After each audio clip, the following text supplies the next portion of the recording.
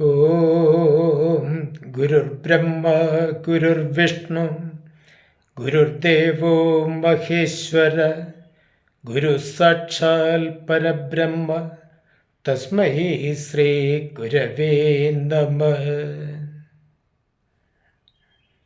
ആദരണീയരായ എല്ലാ സനാതനധർമ്മ വിശ്വാസികളെയും ഭാരതീയ കുടുംബത്തിലേക്ക് സ്വാഗതം ചെയ്യുകയാണ്. നമ്മൾ ഓരോ ദിവസവും ഓരോ വിഷയങ്ങളാണ് ഈ വീഡിയോയിലൂടെ നമ്മൾ പുറത്തുവിടുന്നത്. നമ്മുടെ സമൂഹത്തിൽ അറിഞ്ഞിരിക്കേണ്ട എത്രയോ മൂല്യതയുള്ള വിഷയങ്ങൾ, അതാണ് നമ്മൾ ഓരോ വീഡിയോയിലൂടെയും പുറത്തുവിടുന്നത്. സാമാന്യ ജനങ്ങൾ ശ്രദ്ധിക്കാതെ പോകുന്ന കാര്യങ്ങൾ, ഷോഡശകർമ്മങ്ങളിൽ, ഞാൻ ഷോഡശകർമ്മത്തെക്കുറിച്ച് നേരത്തെ സൂചിപ്പിച്ചിരുന്നു. ഒരു വ്യക്തി അമ്മയുടെ ഗർഭത്തിൽ ഉത്ഭവിക്കുന്ന സമയം മുതൽ ആ ആളുടെ അന്ത്യേഷ്ടികർമ്മം വരെ 16 തലങ്ങൾ കടന്നു പോകണം.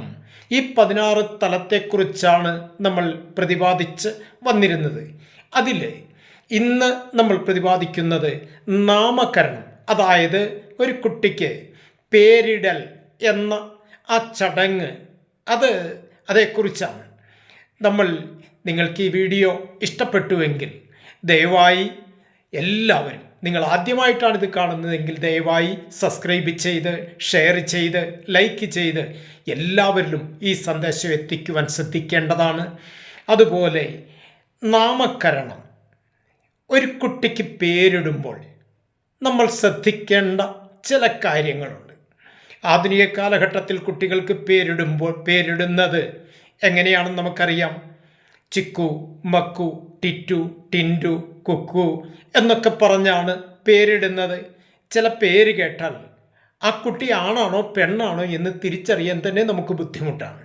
അതുകൊണ്ട് പേരിടുമ്പോൾ പ്രത്യേകം ശ്രദ്ധിക്കേണ്ടത്, നമ്മുടെ പൂർവികർ ഒരു കാലഘട്ടത്തിൽ കുട്ടികളുണ്ടാകുമ്പോൾ അവർക്കിടുന്ന പേരെന്തായിരുന്നു എന്ന് ഞാൻ പറയേണ്ട കാര്യമില്ലല്ലോ.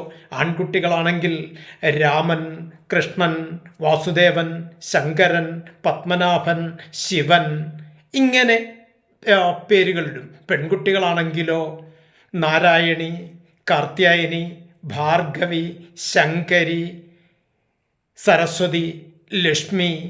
യഥാർത്ഥത്തിൽ എന്താണ്? നമ്മുടെ ദേവീ ദേവന്മാരുടെ പേരുകളാണ് ഇടുന്നത്. കാരണം മകനെ രാമ എന്ന് വിളിക്കുന്നതിലൂടെ, അല്ലെങ്കിൽ ശങ്കര എന്ന് വിളിക്കുന്നതിലൂടെ അറിഞ്ഞോ അറിയാതെയോ ഈശ്വര നാമമാണ് നമ്മൾ ഉച്ചരിക്കുന്നത്. ഭാഗവതത്തിൽ അജാമളമോക്ഷം പോലെയുള്ള ചില ഭാഗങ്ങളുണ്ട്. അതൊക്കെ ഈ നാമകരണത്തിൻ്റെ പ്രാധാന്യം എടുത്ത് സൂചിപ്പിക്കുന്നവയാണ്. ഞാൻ സൂചിപ്പിച്ചത്, നമ്മൾ എപ്പോഴും പലതും പറഞ്ഞു പകൽ കളയുന്ന നാവ് തവ തിരുനാമകീർത്തനമിത് അതിനായി വരേണമിഹ കലിയായ കാലമിതിൽ അതുകൊണ്ട് മോക്ഷഗതി എഴുതെന്ന് കേൾപ്പു ഹരിനാരായണായ നമ. ഇങ്ങനെ ഈ കലിയുഗത്തിൽ നാമസങ്കീർത്തനത്തിനാണ് പ്രാധാന്യം എന്നാണ്. അപ്പോൾ കുട്ടികളിൽ പേര് ഇടുമ്പോൾ നമ്മൾ ഇത്തരം കാര്യങ്ങൾ വളരെ ഗൗരവമായി എല്ലാവരും ശ്രദ്ധിക്കേണ്ടതാണ്. നിങ്ങൾ ആദ്യമായിട്ടാണ് ഈ വീഡിയോ കാണുന്നതെങ്കിൽ ദയവായി സബ്സ്ക്രൈബ് ചെയ്ത്, ഷെയർ ചെയ്ത്, ലൈക്ക് ചെയ്ത് ഈ സന്ദേശം എല്ലാവരിലും എത്തിക്കുവാൻ ശ്രമിക്കേണ്ടതാണെന്ന് അറിയിക്കുകയാണ്. എല്ലാവർക്കും നമസ്തേ.